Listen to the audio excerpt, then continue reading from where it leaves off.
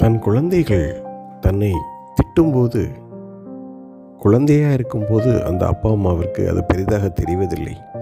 ஆனால் நோயின் காரணத்தால், வயதின் காரணத்தால் அவர்கள் செய்யும் தவறுகளை சுட்டிக்காட்டி அவர்களை அறியாமையினால் திட்டுவதை அவர்களால் பொறுத்து கொள்ள முடியுமா?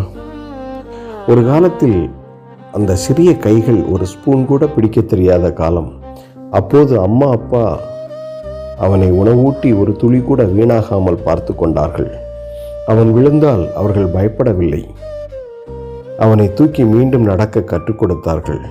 அவன் நிம்மதியாக தூங்குவதற்கு அவர்கள் இரவு முழுக்க விழித்திருந்தார்கள். அவன் சிரிக்க அவர்கள் உலகத்தையே மறந்தார்கள். ஆனால் காலம் செல்ல செல்ல இப்பொழுது அதே கைகள் நடுக்கத்துடன் ஒரு கண்ணாடி டம்ளரை பிடிக்க போராடுகிறது.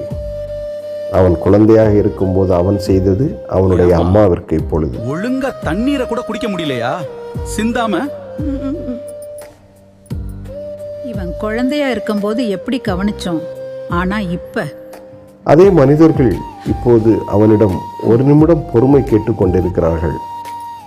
ஆனால் அவன் அதை கூட தர இவன் முடியவில்லை. மாறினான்னா எப்படி இருப்பான்? கவலைப்படாதம்மா, நான் இருக்கேன். மெதுவா கூடமா.